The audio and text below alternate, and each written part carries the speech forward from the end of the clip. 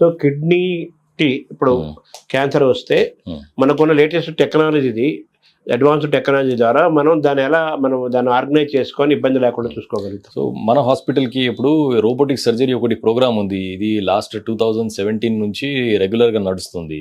Close to 1000 surgeries ఇది urological క్యాన్సర్స్కి చేశారు.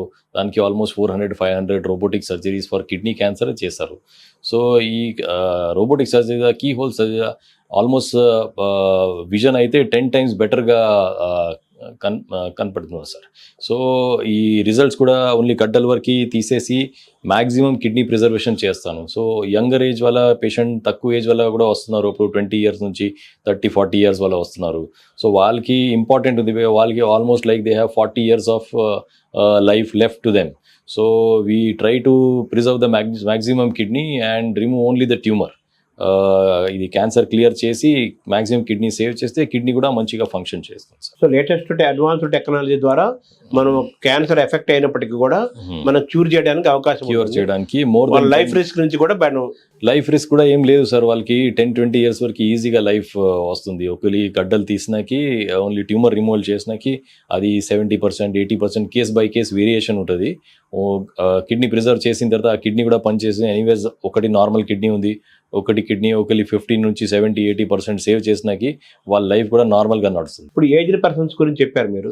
చిన్నపిల్లల్లో కూడా కిడ్నీస్ ఎఫెక్ట్ అయ్యే అవకాశం ఉందా? కరెక్ట్. చిన్న పిల్లలకి ఒక వేరే టైప్ ఆఫ్ కిడ్నీ క్యాన్సర్ ఉంది, దానికి పేరు ఉంది విల్మ్స్ ట్యూమర్. సో ఇది జనరల్గా అయితే మెజారిటీ ఆఫ్ పేషెంట్ అయితే హెరిడిటరీ జెనెటిక్ ప్రాబ్లం వల్ల వస్తుంది సార్.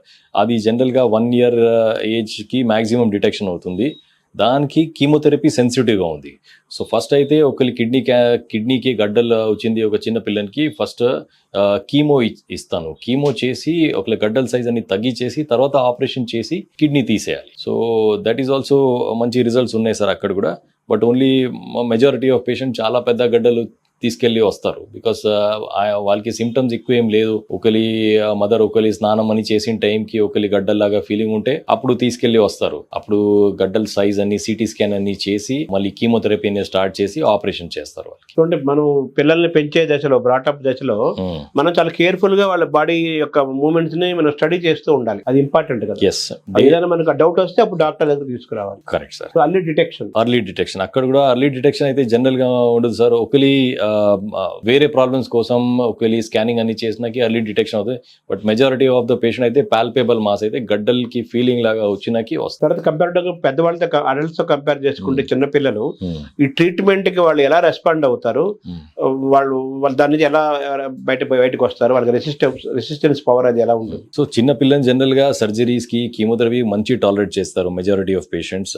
వాళ్ళకి రిజల్ట్స్ కూడా బాగానే ఉంటుంది. ఒకరి కీమోథెరపీకి అక్కడ అయితే మెయిన్ ట్రీట్మెంట్ అయితే కీమోథెరపీ ఉంది. సర్జరీ అయితే కొంచెం ఓన్లీ అడిషనల్ ట్రీట్మెంట్. కీమోథెరపీ వల్ల ఒకరి బాడీకి సెల్స్ ఏముంటే అన్ని కరిపోతుంది సార్. పెద్దవాళ్ళకి ఏమవుతుంది జనరల్ గా depending on the tumour size నేను చెప్పాను ట్రీట్మెంట్ ప్లాన్ చేస్తాను. ప్లస్ వాళ్ళకి షుగర్ ఉందా, బీపీ ఉందా, కార్డియాక్ ప్రాబ్లమ్స్ ఉంది అన్ని చూసి ట్రీట్మెంట్ ప్లాన్ చేస్తాను. అక్కడ కీ హోల్ సర్జరీస్ ఉన్నాయి. జనరల్ గా చిన్న పిల్లలకి కీ హోల్ సర్జరీస్ చాలా తక్కువ, అబ్డామన్ కెపాసిటీ చాలా చిన్నది ఉంటుంది. దానివల్ల ఈ చిన్న ఇన్స్ట్రుమెంట్స్ పెట్టడానికి కష్టం. మెజారిటీ ఆఫ్ ద కేసెస్ అయితే ఓపెన్ సర్జరీ వస్తుంది. నేను చిన్న పిల్లలకి కీ హోల్ సర్జరీస్ కూడా చేశాను for Wilms tumour. But majority అయితే ఓపెన్ సర్జరీస్ ఉంటుంది.